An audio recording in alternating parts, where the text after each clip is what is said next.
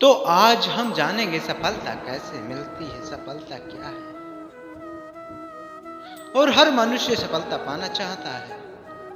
जो मनुष्य जन्म लेता है वो भी सफलता पाना चाहता है। जब वो बच्चा होता है तो उसके मन में कोई अभिलाषा नहीं होती है। जब अभिलाषा जब होती है जब वो उसकी इंद्रिय शक्तियां, उसकी इंद्रियां उस पर कार्य करने लगती हैं। तो सफलता क्या है? पहले जानिए अपने अंदर लक्ष्य क्या है, आपके अंदर हुनर क्या है, आपके अंदर क्या प्रतिभा है। और उस प्रतिभा को जानने के बाद उस कार्य पे लग जाइए, उस पर अपना ध्यान देना शुरू कर दीजिए, उस पर समय देना शुरू कर दीजिए। सफलता आपको मिल जाएगी। सफलता मिलने के लिए कोई अलग से कोई महान पुरुष नहीं बताने आते हैं। आपको खुद जानना पड़ेगा आप में क्या विशेषता है, आप दूसरों से कैसे अलग हैं। और ये प्रकृति भी आपसे कहती है कि आप सबसे अलग हैं। आपका चेहरा अलग, आपकी उंगलियां सबसे अलग, आपकी हस्तरेखा अलग, आपकी आंखों को कठपुतली अलग, आपका डीएनए अलग। शरीर का हर एक अंग कहता है आप अलग हो दूसरे से, वो अनोखे। और अनोखी प्रतिभा आप में क्या है कि आप दूसरों से अच्छा गा लेते हैं, दूसरों से अच्छा बोल सकते हैं, दूसरों से अच्छा प्रवचन दे सकते हैं। तो क्या है आपके अंदर ये प्रतिभा? तो जाने कि आपके अंदर क्या प्रतिभा है और उस प्रतिभा पर निरंतर कार्य करना शुरू कर दीजिए। किसी कार्य के लिए अगर समय दिया जाए तो वो कार्य हमेशा पूरा हो जाएगा। हम समय गलत चीजों पर और दूसरों के बताए मार्गदर्शन पर देते हैं, वो विचित्र वास्तव में गलत होता है। वो चित्रांक नहीं हो सकता है जो आप किसी दूसरे की कल्पना से कर सकते हैं। आप अपनी कल्पना से जो करेंगे वो चित्रांक कर सकते हैं, कि दूसरे की कल्पना से अगर किया जाए तो वो चित्रांक नहीं हो सकता, किसी की फोटो नहीं बना सकते। और चेतना से अगर ध्यान दिया जाए, अगर चेतना को हम अपने 100% देना चाहें 200 देंगे और उसके लिए आप निरंतर करते रहेंगे तो वास्तविकता में हमें सफलता मिल जाएगी। और सफलता हासिल करने के बाद होता क्या है? क्या सफलता ही सब कुछ है? क्या उसके बाद भी कुछ है? तो दोनों चीजों को जानना है कि सफलता हमें कब तक करनी चाहिए और कब तक नहीं करनी चाहिए। कब तक सफलता करेंगे तो क्या मिलेगा?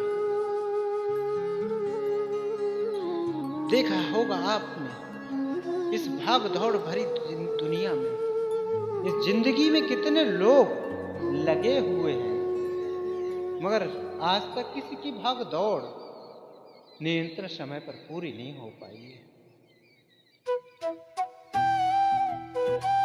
और क्या क्या समझा जाए इस दुनिया में?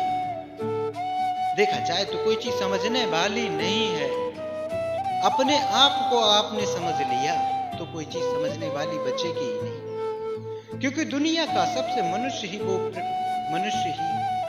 विचित्र प्राणी है जो दूसरों से अच्छा और स्वाभाविक सोच सकता है, और उसकी सोच ही उसे अपनी कर्म इंद्रियों में और ज्ञान इंद्रियों में फांसती है। अगर वो सोच ना खत्म करते उसकी तो कर्म इंद्रियां और ज्ञान इंद्रियां उसे बाहर ले जाएंगी, और बाहर ले जाने के बाद में जो हुनर प्रतिभाएं हैं सब में पाई जाती हैं, वो तुम में अलग से हर प्रतिभा होगी। आप जो सोच सकते हो वो प्रतिभा आपके अंदर होगी। क्या आप एक ही प्रतिभा पर रहने चाहते हैं? क्या आप एक ही प्रतिभा लेकर जीना चाहते हैं? क्या लोग जाने कि आप हर चीज के जिज्ञासामान हैं, हर चीज के ज्ञानवान हैं, तो कितना अनोखा और कितना अच्छा होगा। और वो आत्मा आप बन जाइए जो लोगों को मार्गदर्शन देती है और लोगों को बहुत अच्छी बातें बताती है, और लोग सुनना पसंद करते हैं और उनके मग्न मौन हो जाते हैं संसार में।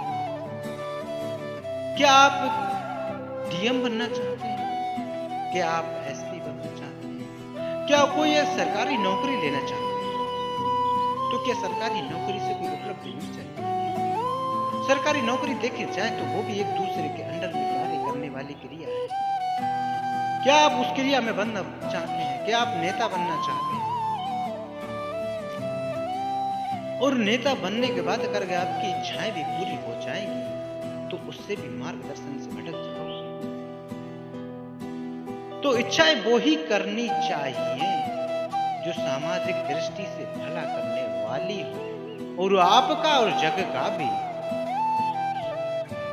अगर ये करोगे कि हम अपने लिए सब कुछ किया जाएगा, तो सृष्टि में अगर अपने लिए सब कुछ किए जाने वाले लोग अगर यहाँ होते तो उनमें से महान पुरुष नहीं होते। महान पुरुष वही लोग हुए हैं यहाँ पर जिन्होंने समाज और इस दुनिया को समझा, इस दुनिया की बुराइयों से अलग परे हो। अगर आप दूसरों की बातों पे ध्यान देंगे तो सफलता ना मिलेगी। जब आप खुद स्वयं पर ध्यान देंगे, आपके अंदर जो प्रतिभा है उसे निखारेंगे और उस पर कार्य करेंगे, तो डेफिनेटली आपके लिए वो चीज मिल जाएगी जो आप पाना चाहते हो। मगर अगर आपने ऐसा ना किया तो दूसरों की बताए बातों पे चले तो मार्गदर्शन से भटक जाएगा। कि ये क्रियाएं बनाई गई हैं, वो क्रियाएं एक निरंतर कार्य करने वाली बनाई गई, क्योंकि मनुष्य अपनी बताई हुई, अपनी की हुई क्रियाओं पे चलना पसंद करता है। वो दूसरों की क्रियाओं पर चलना पसंद नहीं करता है, क्योंकि ये जिंदगी की सबसे अनोखी और अच्छी भी बात है कि हम दूसरों के बारे में जानें, मगर कितना जानना सही है और कितना अच्छा वो आप खुद से समझेंगे, तभी इस दुनिया में कुछ अनोखा और अच्छा कर पाएंगे। तो जाना, आप ध्यान दें, अपनी चेतना को ध्यान दें। क्या आपके अंदर कोई ऐसी जिज्ञासा है जिससे जग का भला हो सकता है, समाज का भला हो सकता है? अगर वैसी जिज्ञासा है तो उस पर निरंतर अपना समय देना शुरू कर दीजिए, सफलता मिल जाएगी। सफलता के दो ही मूल्य मंत्र हैं, कर्म करो और कहते फल की इच्छा ना करो, नहीं, फल की इच्छा 100 नहीं 200 कर देनी चाहिए। जब हमारे सबकॉन्शियस माइंड में वो बात बैठ जाएगी तो वो भी पूरी हो जाएगी। और ये वैज्ञानिक दृष्टिकोण से भी ठीक है और हमारे आध्यात्मिक से, क्योंकि हमारा आध्यात्मिक भी कहता है कि किसी मंत्र को 108 बार जप करो, किसी को 1000 बार जप करो, 1000 बार जप, 1008 बार जप, तभी वो मंत्र सिद्ध होगा। तो क्रियाएं हम जब निरंतर करते हैं तो वो हमारे कर्म में बदलती है, कर्म के बाद कांड में, कांड के बाद फल मिलना स्वाभाविक हो जाता है। क्योंकि जब क्रिया कर्म में बदलती है, कर्म के बाद कांड में, कांड के बाद फल में, तो बदलना स्वाभाविक हो जाएगा और हमारा जो हम चाहते हैं वो हम बन जाएंगे और वो चीज हासिल कर लेंगे। अगर ऐसा चाहते हो तो आप आज से ही, इस समय से ही, अभी से ही प्रण बना लो, एक निश्चय कर लो कि मुझे ये कार्य करना, और पहले अपने अंदर अंतःकरण में झांको कि आप इस सृष्टि पे क्या अनोखा करने आए हो, क्या जीवन है आपका और क्यों यहाँ आए हो। जो आपकी क्रियाएं आपको दी गई हैं, वास्तविकता में वो क्रियाएं सही कार्य कर रही हैं क्या इस सृष्टि पर या इस धरती पर? तो आप देखो कि आप एक शून्य मात्र पहचानोगे अपने आप को, मगर शून्य मान तब पहचानो जब आप सृष्टि को समझो, क्योंकि परमात्मा सबको जानने का विषय है और आत्मा को जानने का विषय नहीं। पहले सब कुछ जानो और इसीलिए सभी लोगों ने और सभी महान पुरुषों ने और सभी हमारे गुरुओं ने कहा है कि परमात्मा को पूजो और जानो। इसीलिए कहा है कि जब हम सब कुछ जानेंगे तब हम शून्य होंगे तो हम परमात्मा को प्राप्त होंगे। अन्यथा इसी तरीके से हम इस सृष्टि और इस दुनिया में भटकते रहेंगे।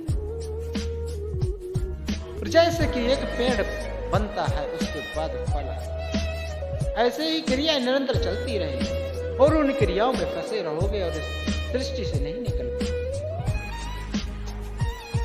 दूसरे आयामों के बारे में नहीं जान पाओगे। आध्यात्म को समझ लिया तो समझ लो कि आपने सारे विज्ञान को समझ।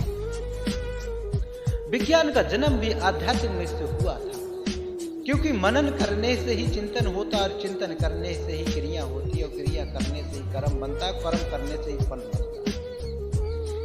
तो समझने के लिए सब कुछ समझ लोगे, मगर मात्र एक चीज नहीं समझ आती है कि हम किसकी बताए हुए मार्गदर्शनों पे चल रहे हैं, किस गुरु की बताई हुई क्रियाओं पे चल रहे हैं।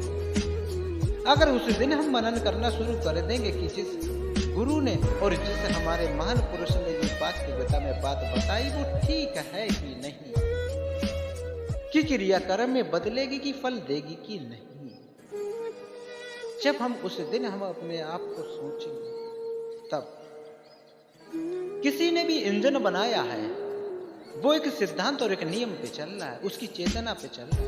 उसकी जो चेतना उसने जो जागृत की और उस चेतना से उसने कार्य किया और उससे उसको फल मिला और उस फल से निरंतर सारे लोगों का भला हो रहा है, तो उसको लोग मानते हैं और उसको जानते हैं।